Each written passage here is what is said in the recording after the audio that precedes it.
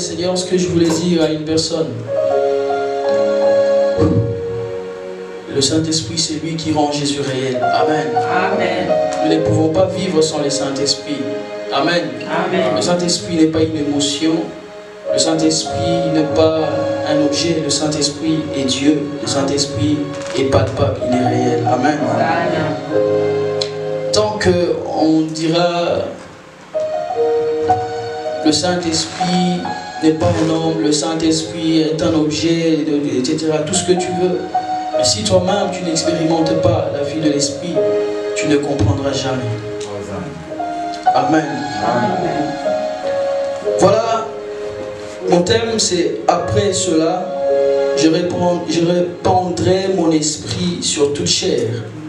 Après cela, je répandrai mon esprit sur toute chair. Amen. Amen.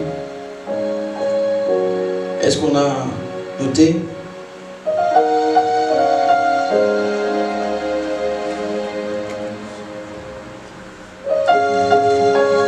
Après cela, je répandrai mon esprit sur toute chair. Dieu veut répandre son esprit sur nous cet après-midi. Amen. Amen.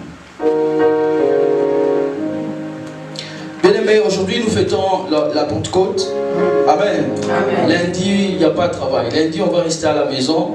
N'est-ce pas, c'est beau? Amen. Certains vont profiter pour faire des activités. D'autres vont aller voir des amis, ils vont fêter, ils vont aller au restaurant. Mais pour nous, chrétiens, c'est une fête tellement importante pour nous. Amen. Amen. Je répandrai mon esprit sur toute chair. Alléluia. Amen. Comme je le disais, aujourd'hui, nous fêtons la Pentecôte. J'ai aimé ce qu'un homme de Dieu me disait. À chaque Pentecôte, il disait, c'est l'anniversaire du Saint-Esprit. Ce n'était pas pour dire il est né ce jour-là.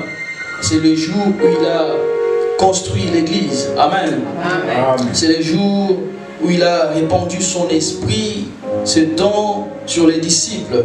Amen. Amen. Alors, j'aimerais, avant de commencer, expliquer un peu c'est quoi la Pentecôte. Amen. Amen. Mais avant de commencer à expliquer la Pentecôte, on va expliquer la Pâque. Parce qu'on fête la Pentecôte 7 semaines après la Pâque, ou 50 jours après la Pâque. Alors, la Pâque, nous connaissons, en hébreu, ça veut dire Pessa. Je ne sais pas si je prononce bien. Et en tout cas, c'est ce qui est écrit, Pessa, qui signifie passer par-dessus. Amen. Amen.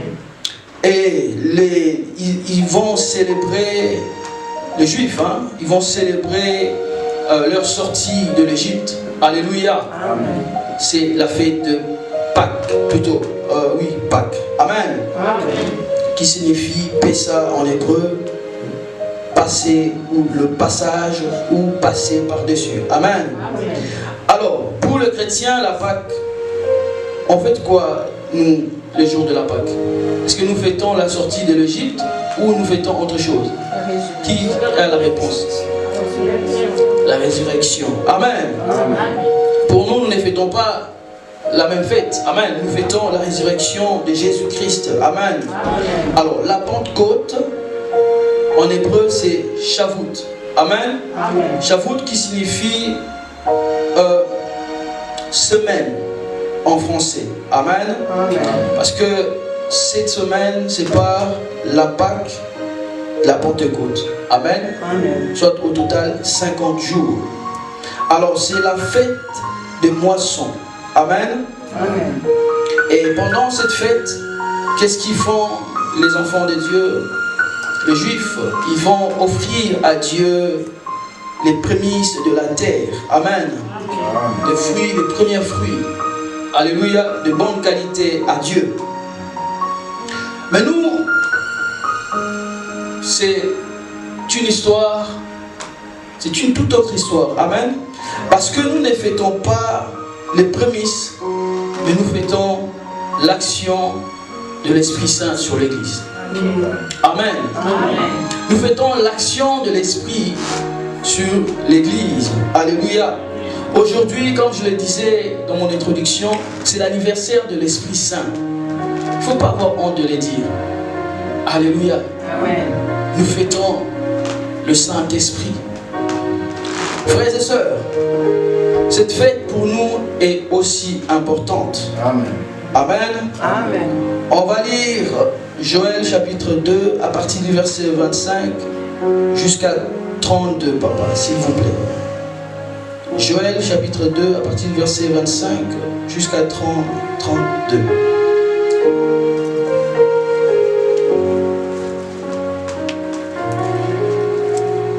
Joël chapitre 2 à partir du verset 25. Joël Si on peut noter. chapitre 2, verset 25 à 32. Oui. Je lis au nom de Jésus. Je vous remplacerai les années qu'ont dévoré la sauterelle, le gélec, le asile et le gazan, ma grande armée que j'avais envoyée contre vous. Vous mangerez, vous rassasierez, et vous célébrerez le nom de l'Éternel, votre Dieu, qui aura fait pour vous des prodiges, et mon peuple ne sera plus jamais dans la confusion. Et vous saurez que je suis au milieu de vous, au milieu d'Israël, que je suis l'Éternel, votre Dieu, et qu'il n'y en a point d'autre, et mon peuple ne sera plus jamais dans la confusion. Après cela, je répandrai mon esprit sur toute chair. Vos fils et vos filles prophétiseront, vos vieillards auront des songes, et vos jeunes des visions. Même sur les serviteurs et sur les servantes, dans ces jours-là, je répandrai mon esprit. Je ferai paraître des prodiges dans les cieux et sur la terre, du sang, du feu et des colonnes de fumée. Le soleil se changera en ténèbres et la lune en sang, avant l'arrivée du jour de l'Éternel, de ce jour grand et terrible. Amen, amen. Amen. Oui, papa, alors, Quiconque invoquera le nom de l'Éternel sera sauvé. Le salut sera sur la montagne de Sion et à Jérusalem, comme a dit l'Éternel, et parmi les rescapés que l'Éternel appellera. acclamons la parole du Seigneur. Amen. Comme je disais, nous fêtons la Pâque, plutôt, la Pentecôte. Amen. Amen. La Pentecôte est très importante pour nous. Mes frères et sœurs, Joël est un prophète de l'Ancien Testament qui a prophétisé justement Actes des Apôtres, les événements qui se sont passés dans Actes des Apôtres que nous allons lire tout à l'heure. Et dans cette prophétie, c'est le Seigneur qui parle. Comme papa a lu tout à l'heure, le Seigneur dit: je vous remplacerai les années qu'ont dévoré les sauterelles. Alléluia. Car le pays avait traversé des moments compliqués. Alléluia. Où il n'y avait plus de nourriture, où il n'y avait plus rien. Des moments très compliqués. Et alors le Seigneur va donner l'espoir. Mais avant l'accomplissement de cette prophétie, le Seigneur va demander une chose: la réconciliation avec son peuple. Le Seigneur va demander une chose qui était importante: la réconciliation, la repentance de son peuple. Alléluia. Le Seigneur, il est capable de tout faire. Notre Dieu est capable de tout. Qui peut dire Amen? Amen. La première condition était la repentance de son peuple. Car ces moments de famine étaient dus à un péché que son peuple avait commis. Alléluia. Israël avait commis un grand péché. Et le Seigneur a envoyé tellement de fléaux dans cette ville. Alléluia, dans cette nation. Le Seigneur a envoyé tellement de choses. Et le Seigneur, pour réparer cela, leur demandait la repentance. Alléluia. Amen. La repentance. Mes frères et sœurs, en ces jours, j'aimerais parler du Saint-Esprit. Et je sais que ce message va changer la vie de quelqu'un. Amen. Je sais que ce message va transformer ma propre vie. Et ce message va transformer aussi ta vie. Alléluia. Amen. Mes frères et sœurs, le Saint-Esprit est avec nous 7 jours sur 7. Alléluia. Amen. C'est pourquoi le Seigneur Jésus-Christ disait: il est avantageux pour vous que je m'en aille, afin que le Consolateur vienne. Si je suis avec vous, je ne saurais pas être en même temps chez Pierre et quand le papa de Jean est malade, je ne saurais pas être en même temps là-bas chez Jean et chez Pierre. Mais ce qui est important pour vous, c'est que si je m'en vais, le consolateur, lui, au moins, il peut être ici. Vous savez, au moment où nous sommes en train de prêcher ici, au Congo, s'il y a une église, le Saint-Esprit est en train de guérir. Amen. C'est pas qu'il envoie des anges pour écouter, ensuite ils vont apporter le message. Ah, là-bas, ils ont adoré tel, ils ont fait telle chanson. Non, non, non, non. Pendant qu'il est ici, il est aussi là-bas en Asie. Il est en Amérique. Il est partout. Amen. À la fois. C'est pourquoi le Seigneur disait, il est avantagé pour vous que je m'en aille. Mes frères et sœurs, le Saint-Esprit est avec nous tous les jours. 24 heures sur 24, 7 jours sur 7. Mais comme une femme négligée, qu'est-ce que l'Église fait? L'Église le méprise. On méprise le Saint-Esprit. Nous ne sommes pas conscients de sa présence. Nous ne sommes pas capables de l'honorer. Alors que c'est lui qui est toujours avec nous. Nous avons de meilleurs amis. Nous avons des maris, des femmes, des enfants. Mais le plus important, c'est le Saint-Esprit. Il est négligé, il est laissé quelque part. Et on a besoin de lui seulement la nuit quand on veut prier. Saint-Esprit, je te laisse ma vie. Saint-Esprit, fais ceci. Saint-Esprit. Et lorsque nous sommes malades, oh Saint-Esprit, fais ça. Saint-Esprit. C'est un peu comme un serviteur. Mes frères et sœurs, le Saint-Esprit n'est pas un serviteur. Les anges, dit la Bible, sont des serviteurs, des dieux. Pas de nous d'abord, des dieux.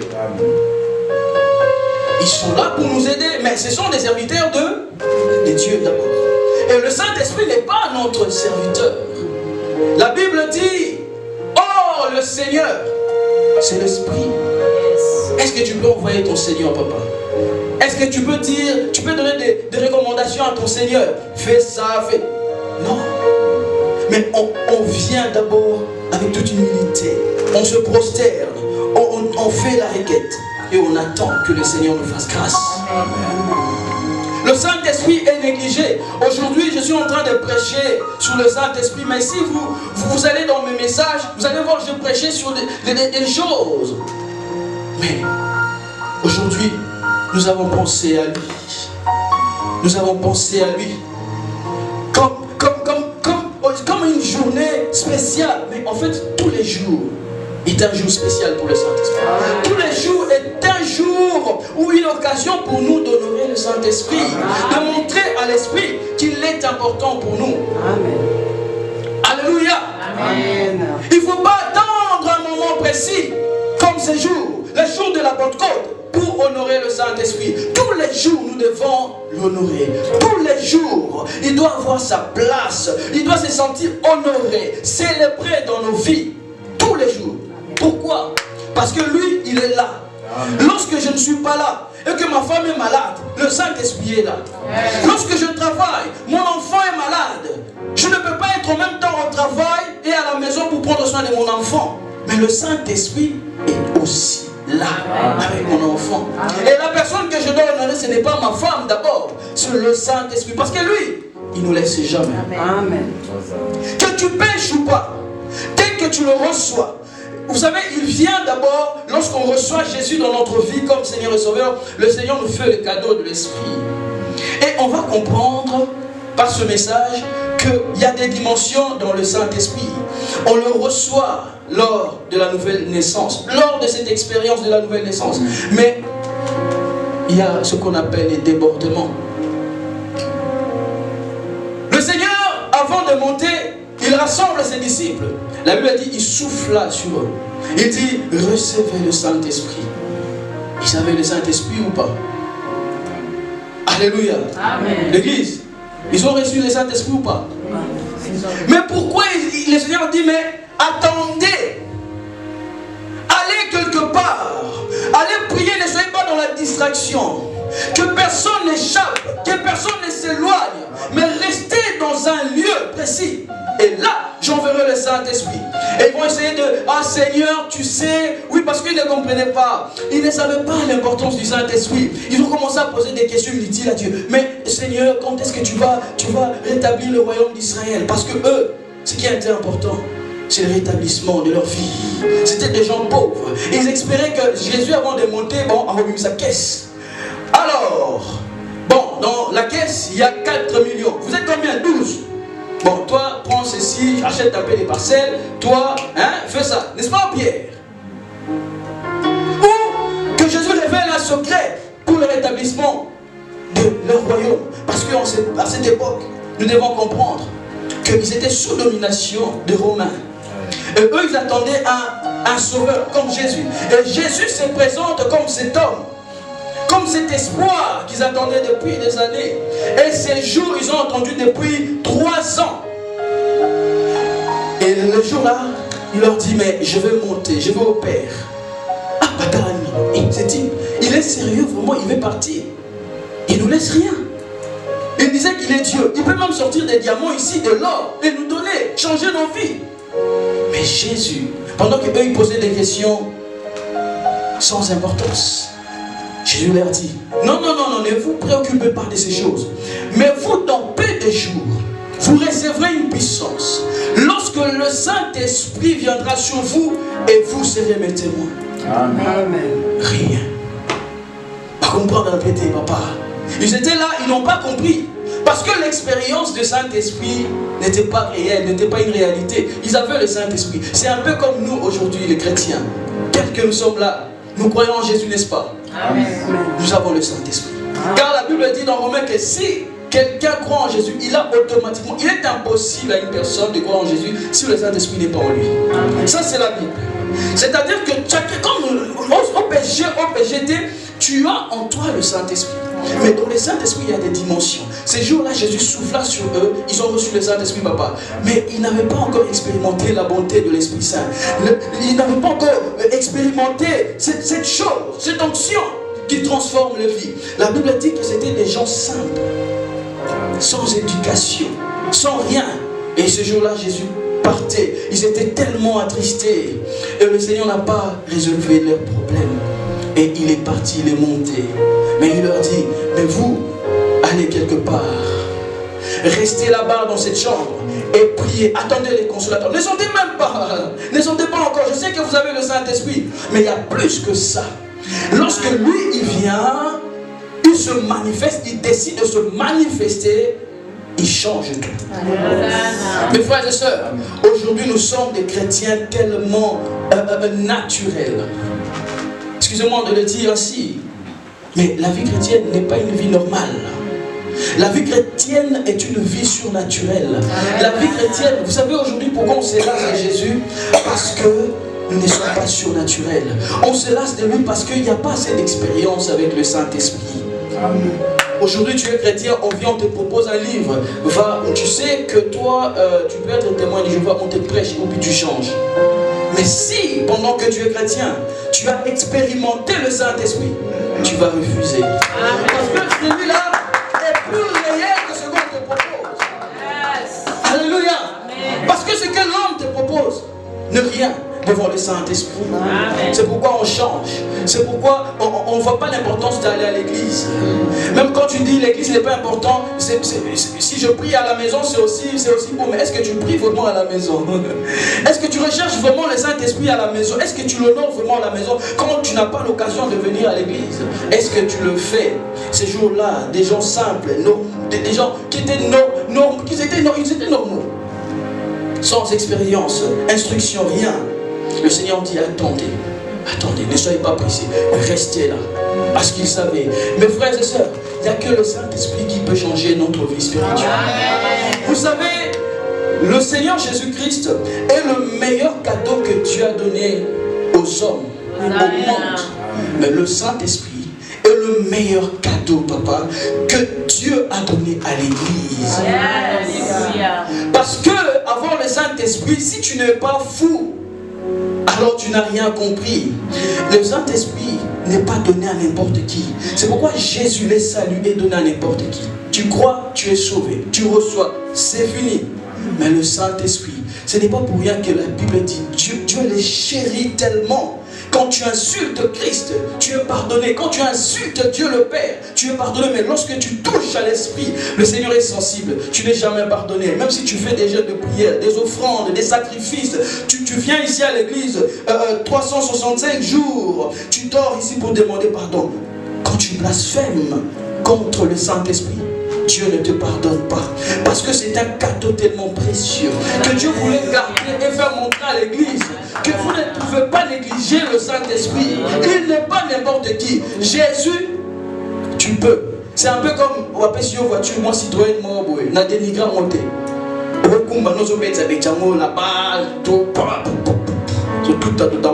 pas personne Tesla mort. Tu fais attention, tu ne veux pas casser. C'est ça que Dieu voulait nous montrer, papa. Il voulait dire que Jésus, c'est pas que Jésus n'est pas important. Parce que il est précieux. Ce que je suis en train de nous faire comprendre, c'est que le Saint-Esprit n'est pas n'importe qui. Que le Saint-Esprit est plus qu'une Ferrari.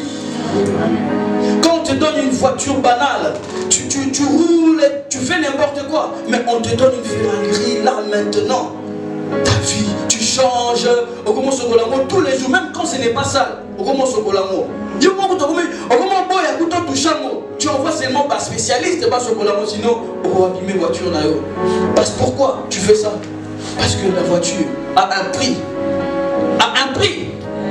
Amen. Lorsque j'ai acheté ma voiture toute neuve, les gens que je prenais pour aller au travail, des amis gratuitement, hein. J'avais d'abord une voiture là, c'est Kango, ma B. Quand on a une voiture à Sika, je regarde,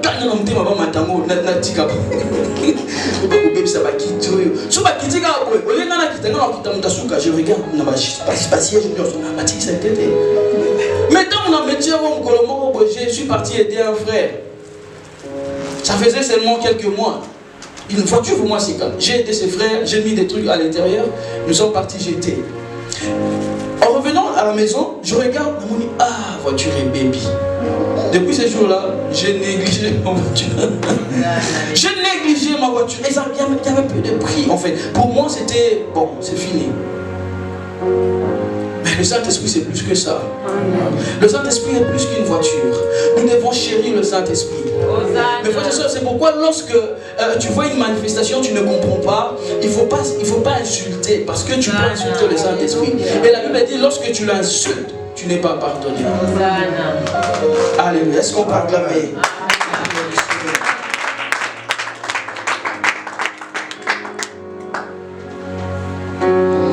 La Pâque, Dieu donne à Moïse. Dieu donne Moïse des instructions pour libérer le peuple.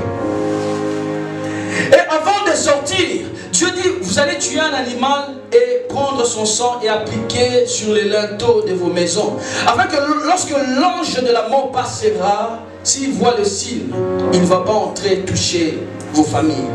Nous sommes là. Amen. Pour le monde, Dieu n'envoie plus Moïse. Pour nous, Dieu envoie Christ. Christ est mort pour nous. Et son sang est sur nos fronts. Amen. Alléluia. Amen. Lorsque Dieu veut te punir à cause de ton péché, il regarde les sangs, la tache de Jésus sur toi. Le Seigneur te pardonne. Et pour la Pentecôte, dans ma définition, rappelez-vous, je disais que la Pentecôte est une fête de la moisson où on venait offrir à Dieu des prémices. Amen. Amen. Parce que le faut comprendre pour ma vie n'a pu se changer. Est-ce qu'on peut acclamer le Seigneur? Dieu, auprès de qui on venait avec des offrandes et des sacrifices, le jour de la Pentecôte, c'est lui qui donne. Alléluia. Le jour de la Pentecôte, il n'a pas demandé quelque chose. Le jour de la Pentecôte, c'est lui qui donne le Saint-Esprit au monde. Vous comprenez? La Pentecôte, on venait offrir à Dieu. Mais ces jours-là, c'est Dieu qui donne aux hommes. Sans réclamation, sans rien. Dieu donne aux hommes ce merveilleux cadeau. Le Saint-Esprit, papa. Le Saint-Esprit, il est tout pour nous. Nous devons l'honorer. Alléluia. Quelqu'un qui honore le Saint-Esprit ne vit pas n'importe comment. Ta vie n'a plus de prix. C'est-à-dire que des choses que tu as besoin de faire à cause du Saint-Esprit, à cause de cette connaissance, à cause de ce que tu sais que le Saint-Esprit est avec toi, tu ne le fais pas. Quelque part où personne ne te voyait, où tu pouvais commettre quelque chose de grave, mais parce que tu sais que le Saint-Esprit est avec toi, tu ne le fais pas. Tu l'honores. Et la Bible dit, Dieu honore ceux qui l'honorent. Quand tu honores comme ça le Saint-Esprit, ta vie spirituelle monte. Ce n'est pas juste une prédication de pasteur Grâce, c'est la vérité. Quand tu honores le Saint-Esprit, c'est ça que la Bible dit. Dieu honore ceux qui l'honorent. Si tu honores Dieu, il va t'honorer. Dieu n'est pas ingrat, Dieu est fidèle à sa parole. Tu honores le Saint-Esprit, il t'honore. Mais comment le Saint-Esprit va t'honorer? Il va changer ta vie. Amen. Il va rendre Jésus réel pour toi. Mes frères et sœurs, le moment où nous sommes, c'est un temps tellement terrible. C'est Dieu contre un Dieu. C'est expérience contre expérience. Les gens commencent à chercher des sensations fortes. Quand tu n'as pas ça, tu vas les chercher ailleurs. C'est pourquoi nous devons avoir le Saint-Esprit. Quelqu'un qui a des dimensions dans le Saint-Esprit, quelqu'un qui a des expériences avec le Saint-Esprit, ne va pas vaciller n'importe comment, ne va pas trembler n'importe comment, ne va pas être conduit par tout vent, mais il sera dirigé par le Saint-Esprit. Et il ne va jamais se lasser de Jésus. J'en ai marre de voir des gens abandonner l'église et rentrer dans le monde. Le dimanche, il y a 2 dimanches, je dis, si tu as goûté que Dieu est bon, ça c'est l'apôtre Paul, je crois qu'il le disait ainsi. Si tu as goûté que Dieu est bon, combien ont goûté ici la chair de Dieu et Jésus? Quand tu goûtes au Saint-Esprit, il est impossible pour toi de retourner au monde. Il est impossible pour toi. Mes frères et sœurs, j'ai regretté, j'ai pleuré un jour. Je dis seulement si j'avais connu le Saint-Esprit quand j'étais jeune, ma vie ne serait pas comme ça. Je regrettais. Les jours où je me suis agenouillé dans ma chambre, je lisais un livre qui parlait du Saint-Esprit. Et moi, je connaissais le Saint-Esprit seulement comme un objet, comme du feu, comme de l'eau, comme l'huile. Et ces jours-là, je priais parce que dans ces livres, on disait que le Saint-Esprit est une personne et on pouvait faire l'expérience avec le Saint-Esprit. Au-delà d'une prédication, d'un livre que j'étais en train de lire, je mangeais dans ma chambre. Et en même temps, quand je mise le livre quelque part, et je commençais à écouter juste une prédication normale, et paf, le Saint-Esprit était dans ma chambre. À moi, je disais, mais ça ne peut pas arriver parce qu'il n'y a pas un pasteur. Moi, je pensais que seulement ces expériences-là arrivaient quand on t'imposait les mains. Mais ce jour-là, il a fait aussi grâce à son fils. Parce qu'il a vu mon cœur. J'étais là, je disais, mais Saint-Esprit, moi aussi, je veux te connaître. Parce que je vois tellement de gens commencer à aller à l'église, après se lasser, après, viens, mon gars, des ordres. Mais la seule chose que j'avais compris ces jours-là, si je ne voulais pas m'éloigner de lui, je devais le connaître. Je devais connaître la puissance de la résurrection de Jésus. Parce que si vous ne savez pas, la force et la puissance qui a ressuscité Christ d'entre les morts, c'est le Saint-Esprit. C'est pourquoi n'importe qui, quand tu blasphèmes contre le Saint-Esprit, Dieu est sensible. Il est en colère. Quand on le méprise à l'église, il est en colère. C'est pourquoi la vie de certaines personnes ne changera jamais. Parce qu'ils sont là dans la présence de Dieu. Et comme si, bon, c'est juste la présence de Dieu, c'est juste l'église, c'est la prédication. Mais on ne vient pas avec soif. On ne vient pas pour connaître le Saint-Esprit. On ne vient pas pour l'honorer. Vous savez ce que le Saint-Esprit fait? Il glorifie Jésus-Christ. Le Saint-Esprit ne va pas t'amener à le glorifier. Lorsque tu glorifies le Saint-Esprit, il prend la gloire, il remet sur Jésus. Il retourne ton regard vers Jésus. Parce que ce n'est pas le Saint-Esprit qui est mort pour toi. Il va respecter l'ordre. C'est Christ qui est mort. Alors quand toi tu viens, tu l'honores. Ils se sont honorés. Il prend la gloire. Il le fait comme ça. Sur Jésus. Quand on retourne, on regarde sur lui. Vers lui, on retourne le regard. Nos regards, nous sommes comment? Rayonnés de joie. C'est cela que le Saint-Esprit fait. Je ne suis pas en train de prêcher une prédication seulement, mes frères et sœurs. Je suis en train de prêcher une vie. Et c'est la parole de Jésus. C'est ce que je suis en train de dire. Je n'ai rien inventé. Ce n'est que la parole. Quand à l'église, on ne respecte pas le Saint-Esprit, l'église là va mourir. Même si l'église est remplie, parce qu'il y a les ébènes, il y a une bonne adoration, il y a des gens, je ne sais pas, parce qu'aujourd'hui aussi les jeunes vont à l'église parce qu'il y a des jeunes filles, ou des jeunes filles vont à l'église parce qu'il y a des beaux garçons, etc. Oui, l'église va être remplie, mais charnellement.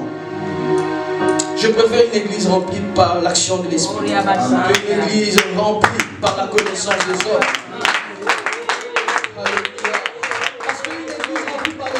Il y a des miracles.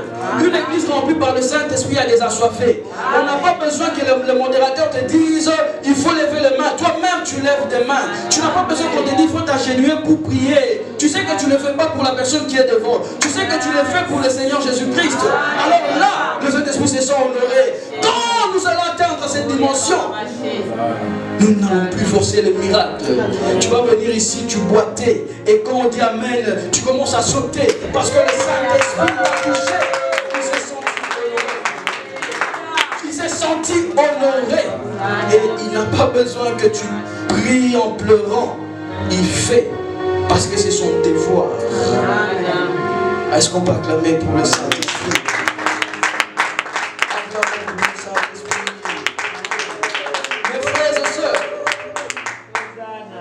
Selon Joël, chapitre 2, à partir du verset 25, il y a 4 réalités liées à la promesse du Saint-Esprit. Parce que le prophète Joël a prophétisé sur cela.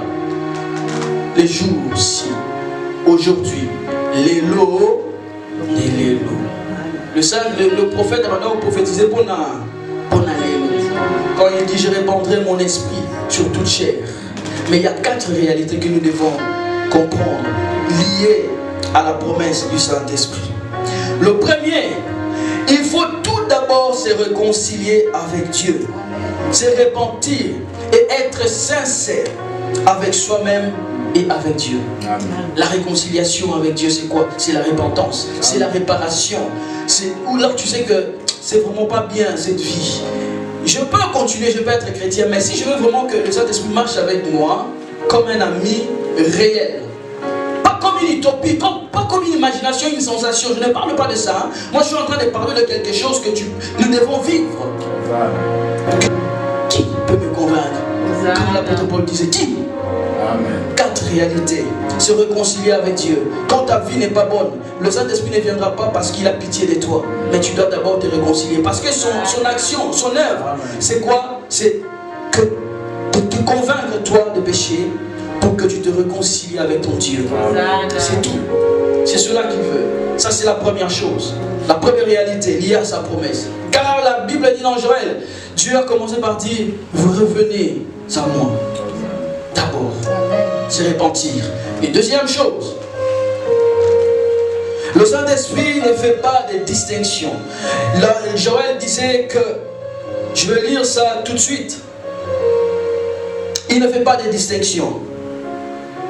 Après cela, je répandrai mon esprit sur toute chair. Toute. Est-ce qu'on peut compléter? Toute chair. Vos filles et vos fils prophétiseront. Vos vieillards auront des songes et vos jeunes gens des visions.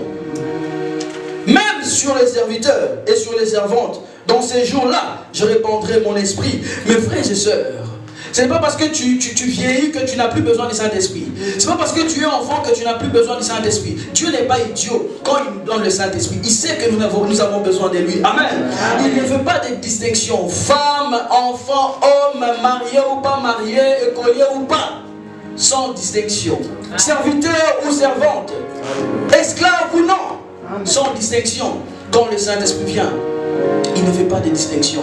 Il ne regarde pas, il ne choisit pas Congolais, Américain, Suisse, Français ou quoi. Est-ce que tu as des connaissances, des compétences ou pas? Non, non, non, non, non. Il ne choisit pas. Même sur un fou, il peut descendre. Même sur un homme insensé, un homme qui n'a pas étudié, le Saint-Esprit peut descendre. Amen. Amen. Si ça dépendait seulement des diplômes des hommes, il faut un diplôme du Saint-Esprit. Mais là, il ne fait pas de distinction. Ça, c'est une réalité. Ça va te pousser en disant, mais en fait, ce n'est pas seulement pour Papa Eric, ce n'est pas seulement pour le pasteur Grâce, ce n'est pas seulement pour l'évangéliste, ce n'est pas pour...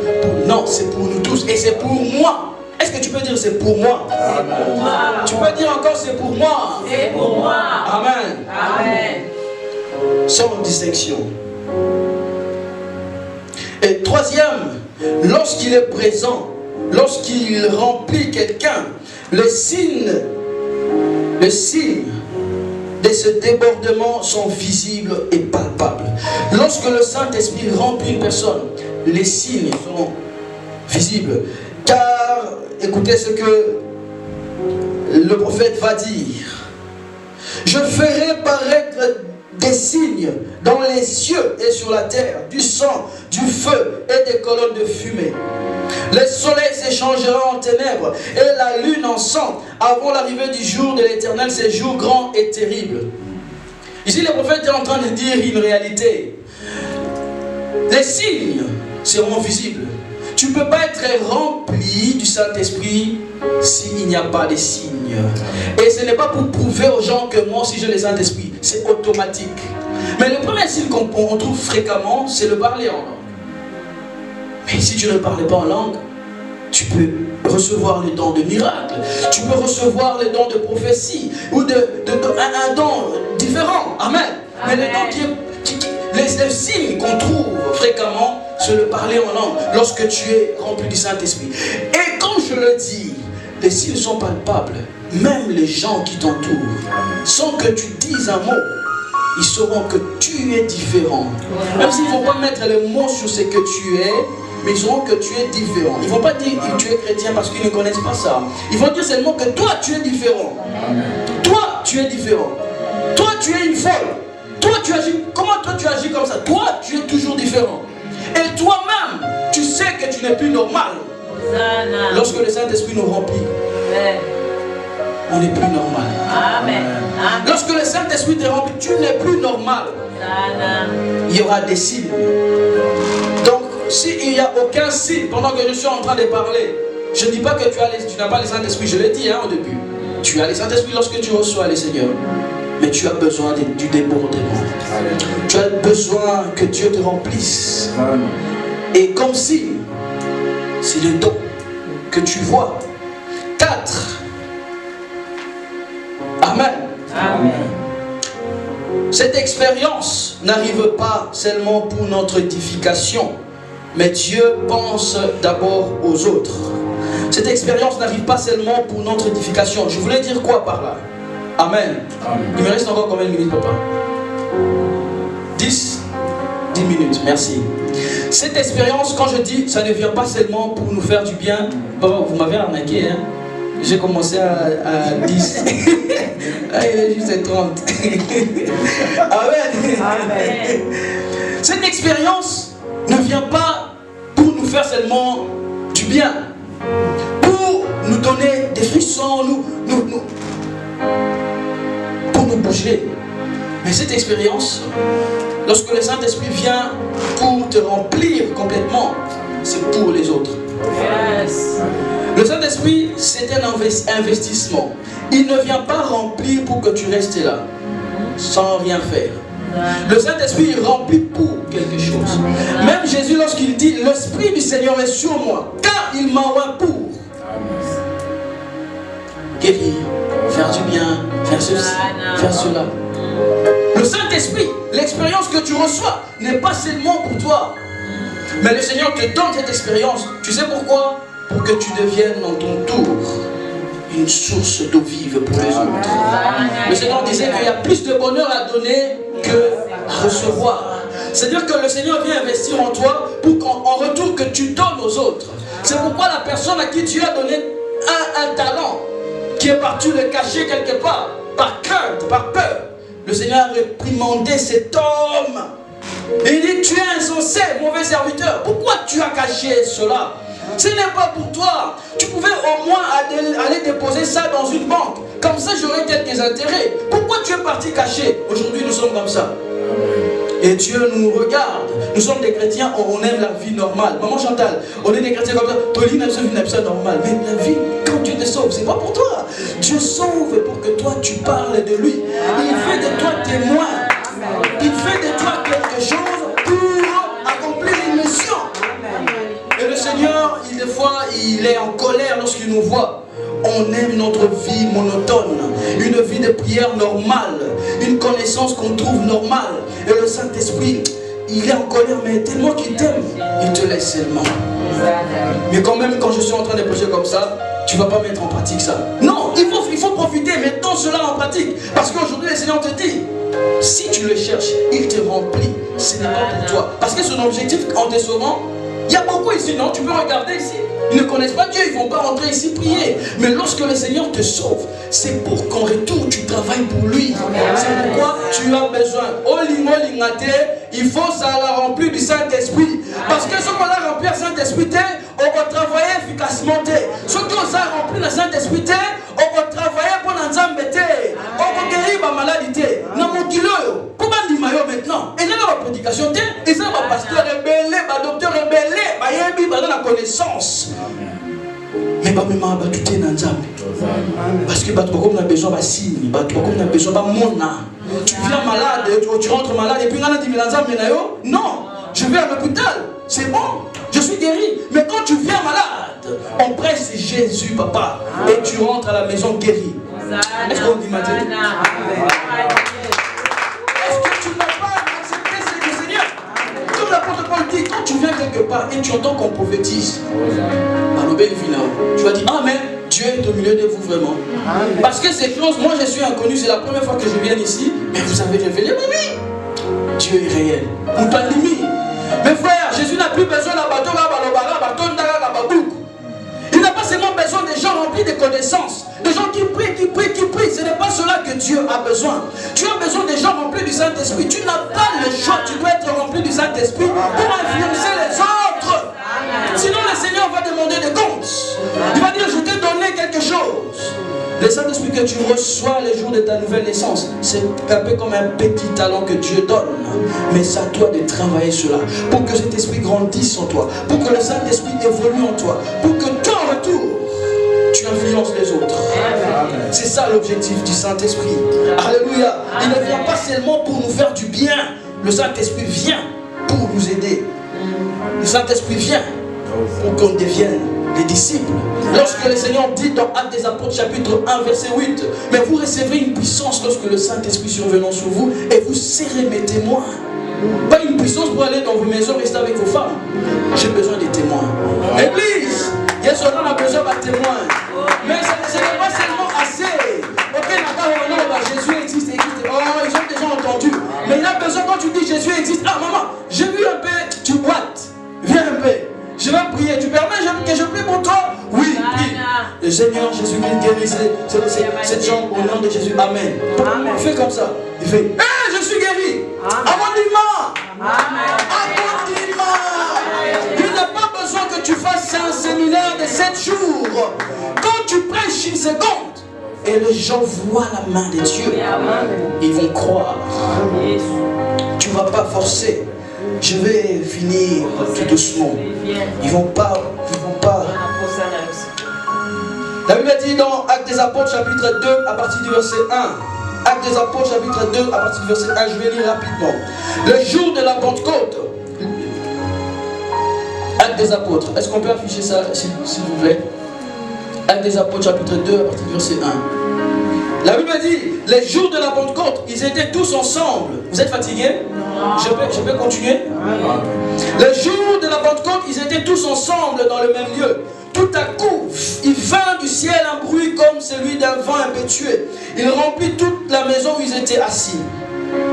Des langues semblables à des langues de feu leur apparurent séparées les unes des autres et se posèrent sur chacun d'eux. Ils furent tous remplis du Saint-Esprit et se mirent à parler en d'autres langues selon que l'Esprit leur donnait de s'exprimer.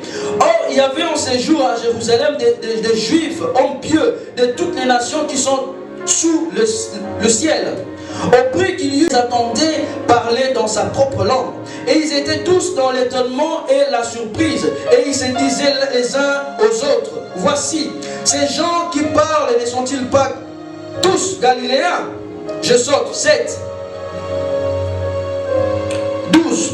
Ils étaient tous dans l'étonnement et ne sachant que penser. Ils se disaient les uns aux autres, que veut dire ceci? 13. Mais d'autres se moquaient et disaient, ils sont pleins de vin. Mes frères et sœurs, je vais maintenant toucher un point très essentiel. Vous savez, le Saint-Esprit ne va pas nous remplir si nous gardons encore notre personnalité. Vous voyez, tel que papa est là, si papa n'est pas là, abi, non, madame, nanabana. Ah, Nati Gala, cet espace doit perdre le contrôle. C'est pas bon. Non,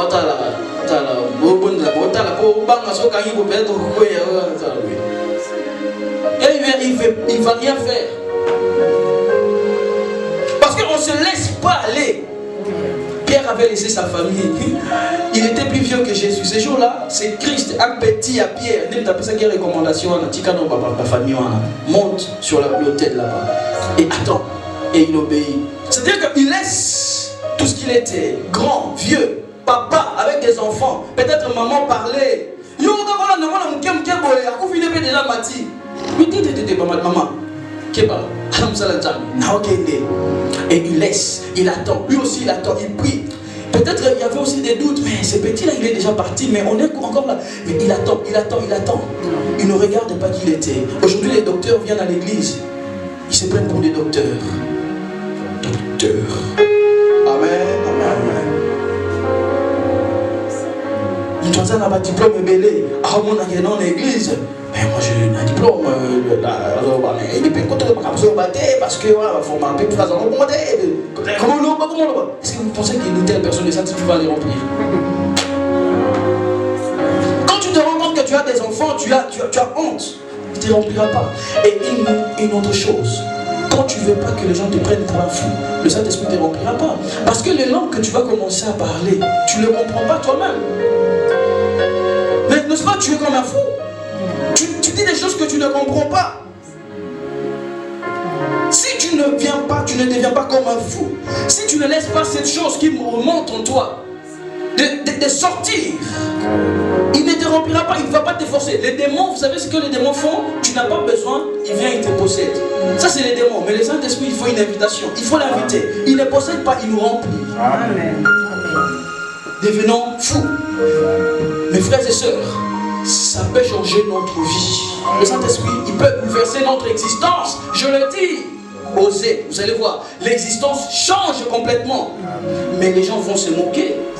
Mais tu n'as que faire de ces gens parce que ta vie a changé. Amen.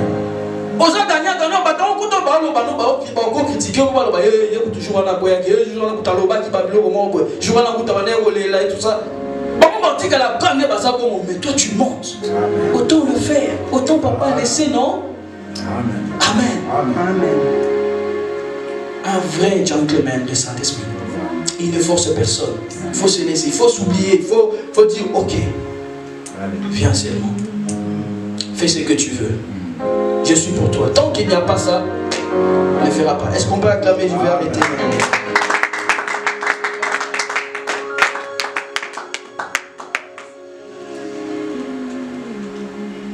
Mes frères et sœurs, le Saint-Esprit est Seigneur. Nous devons obéir. Nous devons se réconcilier avec Dieu. Si les apôtres n'avaient pas accepté la recommandation de Jésus, qui leur disait il faut rester quelque part à Jérusalem, s'ils ont pris la décision d'aller dans une autre ville, les Saint-Esprit ne seraient pas venus ces jours-là. Nous devons obéir à la parole du Seigneur. Nous devons devenir des fous. Le Saint-Esprit n'est pas pour toi. La puissance du Saint-Esprit lorsqu'il nous remplit, c'est pour que tu deviens un témoin. C'est pour que tu travailles pour le Seigneur. Les talents que tu as n'est pas pour toi. Le but de Dieu, nous sommes 7 milliards. Il n'y a que 3 milliards, je crois, de chrétiens. Mais le Seigneur est venu pour le monde entier. On a du boulot. Est-ce que quelqu'un peut dire on a du boulot? On a du boulot. Donc ceux qui on a du boulot. Alors ceux qui moutent, c'est comme on dit, c'est conformer à la vie. Il aime sa vie et rester tel qu'il est. Dieu a mal dans son cœur parce que lui il veut que tu changes pour changer les autres, pour gagner les 6 millions ou les 4 millions ou les 5 millions restants. Milliards.